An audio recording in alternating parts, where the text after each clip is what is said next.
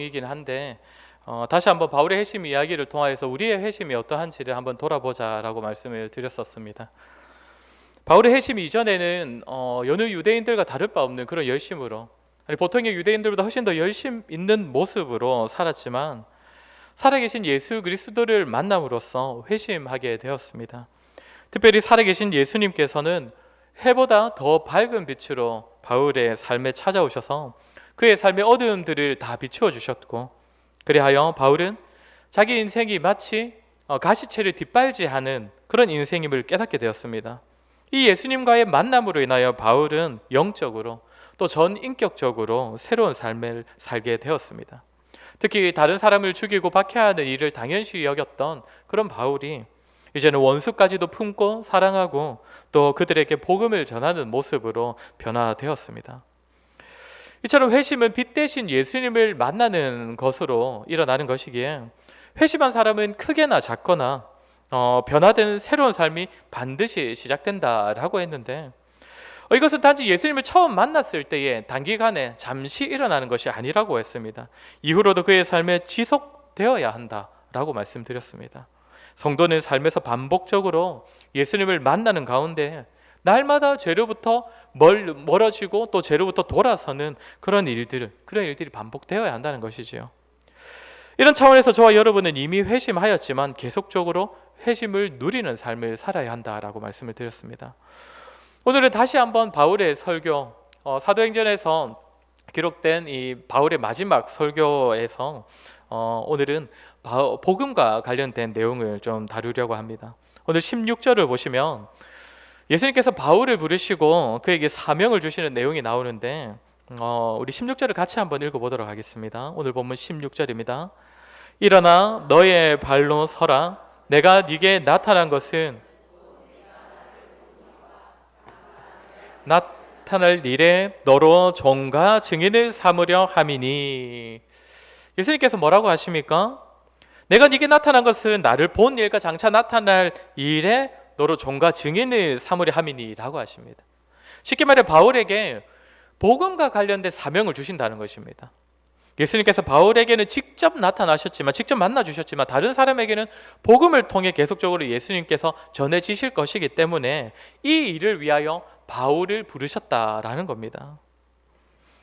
오늘 예수님께서 바울을 만나시고 부르신 이 사건은 사도로서 바울을 부르시는 아주 특별한 사건이기도 하지만 복음을 맡은 자, 복음을 전하는 자로 부르신다는 측면에서 이 부르심은 오늘 저와 여러분에게도 동일하게 주어진 부르심입니다. 오늘 말씀을 통해 다시 한번 우리에게 전해진 복음과 우리는 그 복음을 맡은 자로서 합당한 삶을 살아가고 있는지를 다시 한번 돌아보았으면 좋겠습니다. 우리가 먼저 생각할 것은 예수님께서 바울을 복음에 대한 사명자로 부르실 때에 뭐라고 표현하시느냐입니다. 16절을 다시 보시면 마지막에 뭐라고 합니까? 내가 너로 종과 증인으로 삼다. 종과 증인으로 불렀다라고 하십니다. 그러니까 복음을 맡은 바울을 종과 증인이라고 표현하신다는 것이죠. 먼저 종은 어떤 자입니까? 주인을 중심으로 주인을 섬기며 살아가는 자가 종입니다. 사람은 타락한 본성으로 인하여서 그저 자기 자신을 섬기며 살아가는 것을 기뻐합니다. 본성적으로 다른 사람을 섬기는 것을 굉장히 싫어하고, 그것은 하나님도 마찬가지입니다. 하나님조차도 섬기는 것을 그렇게 기뻐하지 않습니다. 그저 자기 자신을 가장 중요시하고 자기 자신을 중심으로 자기 자신을 신처럼 여기면서 자기 자신을 섬기며 살아가는 사람이 바로 이 우리 본성적으로 타락한 우리 인간들이라는 것입니다. 그러나 하나님께서는 복음으로 회심케 하신 자들, 그 자들을 이제는 그리스도의 종, 하나님의 종으로 부르십니다. 복음을 전하는 자로 살아갈 때 필요한 모습이 바로 그리스도의 종된 모습이기 때문입니다. 그런데 여기서 말씀하시는 종은 그저 주인에게 억압받아서 억지로 수고하고 힘든 그 삶을 살아내어야 하는, 억지로 살아내야 하는 그런 종이 아닙니다. 베드로전서 2장 16절을 보시면 우리 한번 같이 읽겠습니다. 베드로전서 2장 16절입니다. 읽겠습니다. 너희는 자유가 있으나 그 자유로 악을 가리는 데 쓰지 말고 오직 하나님의 종과 같이 하라.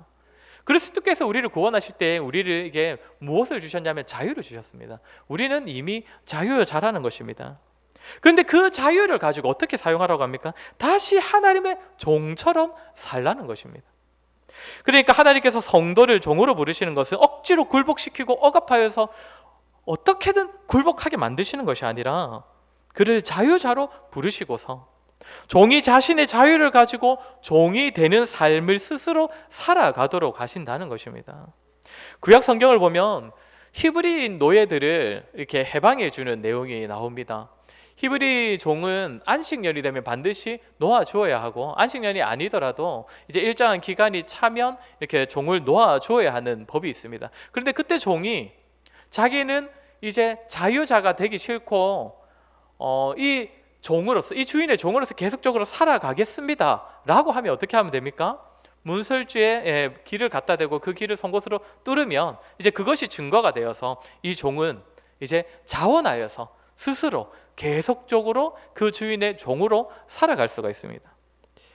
예수님께서 바울을 하나님께서 오늘날 성도들을 복음 전하는 자로 부르시면서 종으로 세우는 것도 동일합니다.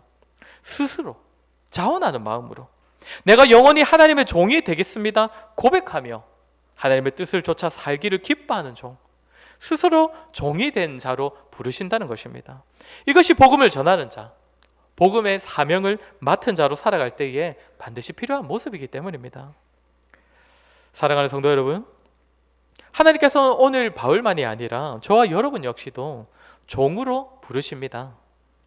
오늘 바울이 받은 사명과 동일한 사명의 자리로 저와 여러분을 초청하십니다.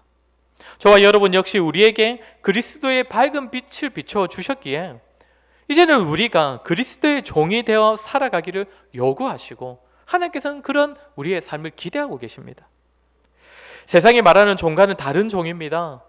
주인에게 쫓겨나기 싫어서, 매맞기 싫어서 억지로 굴복하는 그런 종이 아닙니다. 우리는 종이지만 자유가 있는 자들입니다. 그리스도께서 우리를 자유롭게 하셨습니다.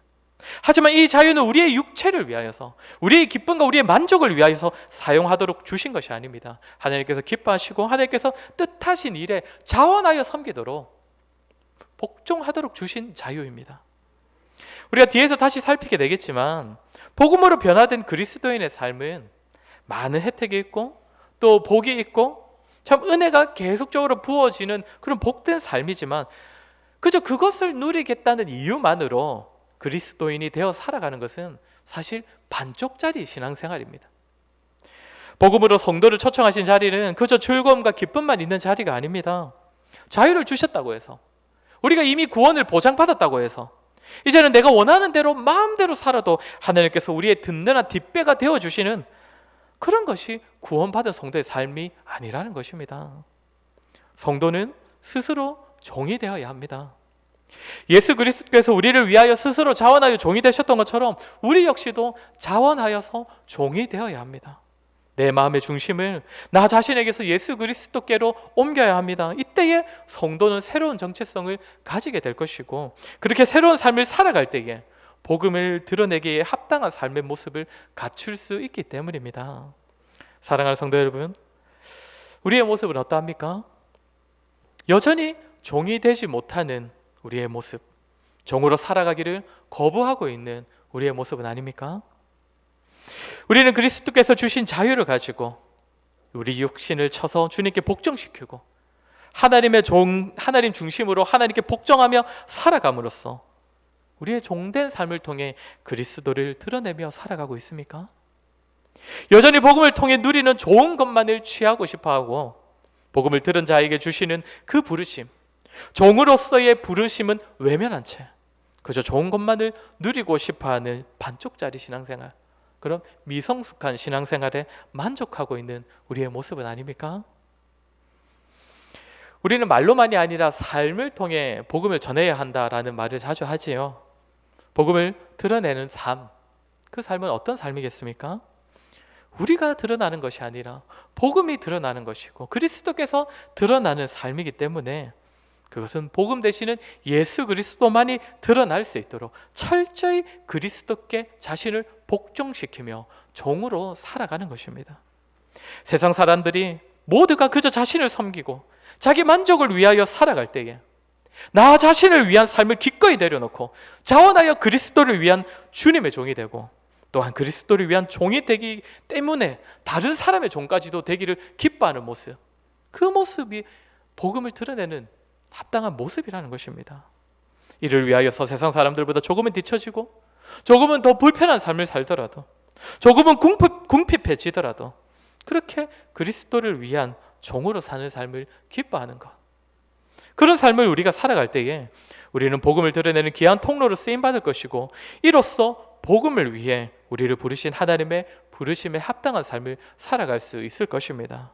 저와 여러분 기쁜 마음으로 기꺼이 그리스도의 종이 되어 복음의 귀한 통로로 살아갈 수 있기를 주의 이름으로 간절히 소원합니다. 또 하나의 부르심이 무엇입니까? 증인입니다. 증인. 하나님께서 우리를 복음 전하는 자로 부르실 때에 증인으로서 복음을 전하도록 저와 여러분을 부르신다는 것입니다. 증인은 어떤 자입니까? 어떤 사실에 대하여서 진리에 대하여서 말하고 또 증언하는 자인데 이것은 설득하는 것이 아닙니다. 그러니까 복음의 증인이 된다는 것은 논리적이고 합리적인 말로 복음을 가르치고 설득하는 그런 유능한 변호사나 변론자와 같은 그런 사람이 되는 것이 아니라는 것입니다.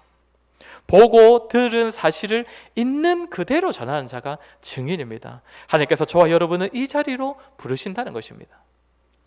우리 요한일서 1장 1절 2절을 우리 한번 같이 읽어보겠습니다. 요한일서 1장 1절과 2절입니다. 같이 읽겠습니다. 시작. 태초부터 있는 생명의 말씀에 관하여는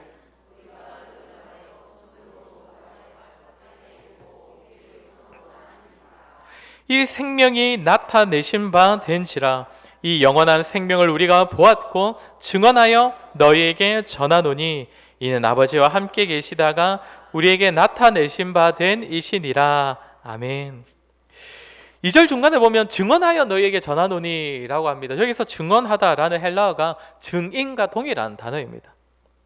여기서 사도 요한은 우리가 생명을 증언한다라고 말을 하는데 1절을 보시면 1절로 한번 다시 올라가 주시겠습니까? 1절을 보시면 뭐라고 합니까? 자신에게 전하여진 생명의 말씀, 그러니까 복음에 대해서 뭐라고 표현합니까? 우리가 들은 바요, 눈으로 본 바요, 자세히 보고 우리의 손으로 만진 바라. 사도 요한은 아주 생생한 표현을 지금 사용하고 있습니다. 들었을 뿐만 아니라 눈으로 보았고 자세히 보았고 손으로 만졌다. 우리에게 전해진 이 생명의 말씀은 그저 실체가 없는 것이 아니라 우리가 보고 듣고 만질 수 있는 살아있는 생생한 복음이고 그것이 우리에게 전해진 것이고 그 생생한 복음을 다시 우리가 너에게 전하는 것이다. 이 말을 사도 요한이 하고 있다는 것입니다. 사랑하는 성도 여러분, 사도행전을 설교하면서 저와 여러분의 증인됨에 대하여서 자주 말씀을 드렸습니다. 하나님께서는 우리를 부르시고 우리를 세우실 때에 복음을 잘 설명하는 자로 부르시지 않았습니다. 물론 교회 안에는 복음을 잘 설명하고 잘 가르치는 사람도 필요합니다. 교회는 필요한 것들은 가르치는 역할도 해야 합니다. 그러나 성도라면 그 누구라도 복음에 있어서 먼저 세워진 자리는 복음의 증인입니다. 저와 여러분 역시도 복음을 증언하는 증인으로 살아가게 하셨다는 것입니다. 그런데 우리가 이런 말을 들으면 자꾸 어떤 부담감이 생깁니까? 내가 어떤 말로 전해야 할까? 내가 누구에게 잘 설명할 수 있을까? 어떤 말로 누구에게 내가 이 복음을 잘 전할 수 있을까? 그래서 전도 잘한다는 사람을 만나면 계속 우리가 주목하게 되는 것이 무엇입니까? 저 사람은 어떻게 전도하느냐? 저 사람의 전도법에 대해서 우리가 계속 궁금하게 되죠. 물론 우리가 이런 것을 참 잘 배워야 합니다. 전도 잘하는 사람을 우리가 좀 본받을 줄도 알아야 하고 전도 잘한다는 교회에 있으면 우리가 또 그 방법도 좀 배워오곤 해야 합니다. 그러나 하나님께서 복음을 위하여 부르시는 증인은 말하고 전하고 설명하는 것에 앞서서 그 사람에게, 전하려고 하는 사람에게 증언할 것이 있느냐가 더 우선되어져야 합니다. 증인된 자가 증언하려는 것을 얼마나 생생하게 경험했느냐, 참으로 눈으로 본 것처럼, 들은 것처럼, 손으로 만질 것 같이 정말 생생하게 그 복음을 경험하였느냐. 생명의 말씀에 대한 그 생생한 경험, 살아계신 예수 그리스도와의 인격적인 만남, 그것이 우선되어져야 한다는 것입니다.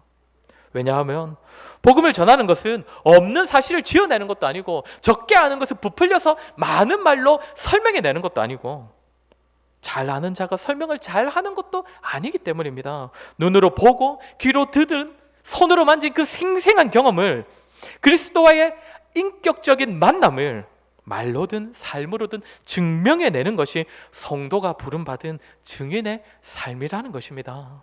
그렇게 사랑하는 성도 여러분, 증인으로 부름받은 저와 여러분에게 무엇보다 필요한 것은 복음을 설득하고 설명해낼 수 있는 말과 지식이 아니라 그리스도를 생생하게 경험하는 것입니다. 생명의 말씀을 보고 듣고 만지는 것입니다. 전하는 방식이 서툴고 내용을 설명하는 능력이 다소 부족하더라도 삶 가운데 지속적으로 말씀과 기도를 통하여서 살아계신 예수 그리스도를 만나고 주님으로 인한 은혜가 우리의 삶에 충만할 때에 우리의 삶은 증인의 삶이 될 수밖에 없는 것입니다. 주님을 매일 인격적으로 만나면 그 은혜가 계속 삶에서 누려지다 보면 우리가 만나는 사람마다 그 앞에서 그리스도를 말할 수밖에 없겠지요. 생명의 말씀이 계속 누려지는 삶이라면 그의 삶을 통해 그리스도께서는 드러나실 수밖에 없는 것입니다. 다 설명해내지 못하더라도, 지식으로는 다 전해주지 못하더라도, 말로 다 할 수 없는 그 감격과 감동과 은혜가 충만한 그 삶으로 인하여서 그리스도께서 더욱 밝히 드러나시는 것이 증인의 삶이라는 것입니다. 사랑하는 성도 여러분, 우리 스스로를 한번 돌아보았으면 좋겠습니다.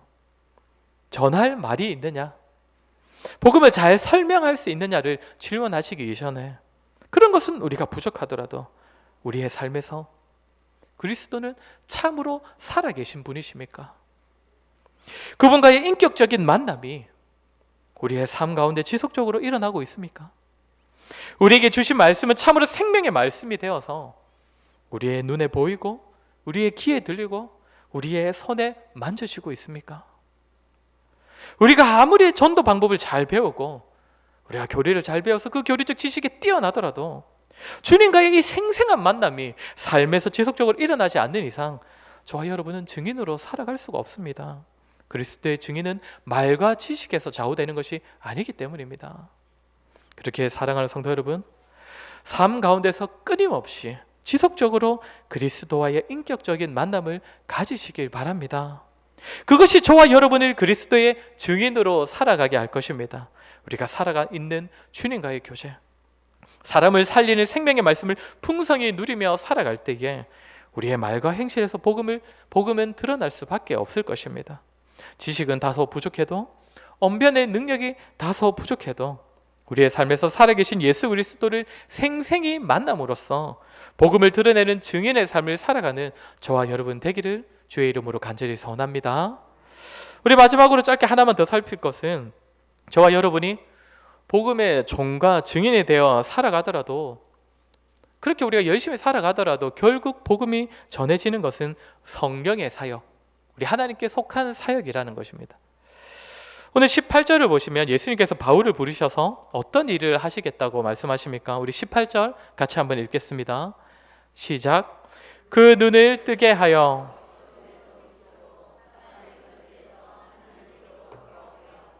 죄 사함과 나를 믿어 거룩하게 된 무리 가운데서 기업을 얻게 하리라 하더이다. 바울을 통하여서 사람들의 눈을 뜨게 하고 하나님께 돌아오게 하고 예수님을 믿어 거룩하게 하고 그리하여 하나님께서 주시는 기업을 얻게 하시겠다라고 말씀을 하십니다. 즉 회개하고 그리스도를 믿고 거룩함으로 변화되는 것, 이것이 바울이 복음을 전함으로써 하나님께서 이루시겠다 하시는 겁니다. 그래서 바울이 어떻게 사역을 합니까? 이 말씀을 곧이 그대로 따라서 사역을 합니다. 우리 20절도 한번 같이 읽겠습니다. 20절입니다. 먼저 다메섹과 예루살렘에 있는 사람과 유대 온 땅과 이방인에게까지 회개하고 하나님께로 돌아와서 회개에 합당한 일을 하라 전함으로. 바울이 전했는데 무엇을 전했다고 합니까? 맨 처음 부름받았던 그 다메섹에서부터 예루살렘이나 유대 땅이나 이방인에게 한결같이 회개하고 하나님께로 돌아와서 회개에 합당한 일을 하라. 앞서 예수님께서 말씀하신 것처럼 회개하고 하나님께로 돌아오고 회개에 합당한 열매, 거룩함의 열매를 맺으라고, 변화된 삶을 살게 하는 그 일을 위하여서 바울이 계속적으로 한평생 사역했다는 것입니다. 그런데 결과가 어떠했다고 합니까? 물론 바울을 통하여서 복음을 받아들이는 사람도 있었지만 특히 유대인들은 21절을 보시면 성전에서 나를 잡아 죽이고자 하였다라고 말합니다. 예수님께서 시키신 대로 그대로 했는데도 이런 일이 일어났다는 것입니다.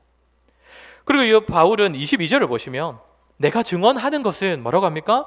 선지자들과 모세가 반드시 되리라고 말한 것밖에 없으니. 그러니까 바울은 지금 유대인들이 정말 간절함으로 붙잡고 있는, 진리로 붙잡고 있는 선지자들과 그 모세의 가르침을 자신도 전했다라고 하는 겁니다. 그러니까 유대인들이 진리로 여기면서 붙잡고 있는 그 선지자와 모세의 가르침을 자신도 전했을 뿐인데 유대인들이 어떠했다고 합니까? 받아들이지 않았을 뿐만 아니라 그 바울을 죽이려 했다는 것입니다. 사랑하는 성도 여러분, 우리가 확인할 수 있는 사실이 무엇입니까? 바울은 예수님께서 말씀하신 그 일들을 위하여 사역했고, 또 유대인들이 평상시에 정말 붙잡고 있는 그 진리를 전하며 사역을 했는데, 모세와 선지자가 전했던 그 내용 그대로 전파하며 사역했는데 유대인들은 바울을 죽이려 했답니다. 이방인들에게서나 나타나야 하는, 거부하고 바울을 죽이려고 하는 그 반응이 유대인들에게서 나타났다는 것입니다. 왜 그렇습니까?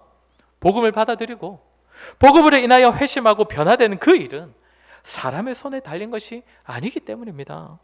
제 아무리 바울이 진리를 전해도 복음을 위하여 철저히 종이 되고 증인되어서 유대인들이 원하고 붙잡고 있는 그 소망과 진리를 전하더라도 복음이 전해지는 일은 바울에 인하여서, 바울 때문에 좌우되는 것이 아니기 때문입니다. 하나님께서 성도를 복음 전파를 위한 종과 증인으로 친히 세우셨지만 제 아무리 뛰어난 종과 증인이 되어 살아가더라도 결국 사람이 복음을 받아들이고 복음으로 변화되는 그 일은 오직 하나님의 영역이라는 것입니다. 성령의 사역이라는 것입니다. 사랑하는 성도 여러분, 그렇게 저와 여러분은 성령께서 마음을 움직여 주신 자들, 복음을 받아들이게 해주신 참으로 복된 자들입니다. 너무나 감사한 은혜를 받은 자들이지요. 여기서 한 걸음 더 나아가서 복음이 전해지는 것이 우리의 손에 달린 것이 아니라 하나님께 달린 영역임을 아는 우리에게 있어야 할 모습이 어떤 모습이겠습니까? 기도입니다. 하나님의 일하심과 성령의 역사를 기대하면서 오직 하나님께 달려있는 영역임을 고백하면서 기도하는 것이 복음을 맡은 자의 마땅한 모습이라는 것입니다.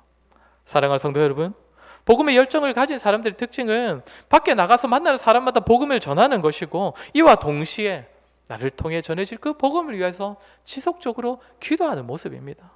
하나님의 주권과 하나님의 일하심을 믿는다면서 기도하지 않는다는 것은 그것은 겸손이 아닙니다. 오히려 교만과 나태함이지요. 하나님, 제가 할 수 없으니 하나님께 맡깁니다. 하나님, 일하여 주십시오. 성령께서 역사하여 주십시오. 그래야 복음을 전하는 자신의 삶을 두고 내가 복음을 전하고 싶은 다른 영혼을 위하여서 끊임없이 하나님을 찾고 하나님께 맡기는 삶, 이것이 복음을 위한 자로 부름받은 성도가 지녀야 할 모습, 저와 여러분의 모습이 되어야 한다는 것입니다.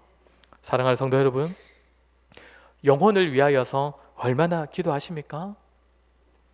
자기 자신을 위하여도 기도할 시간이 부족하여서 복음을 위하여, 다른 사람을 위하여서는 또 전혀 기도하지 못하고 있는 그런 우리의 모습 아닙니까?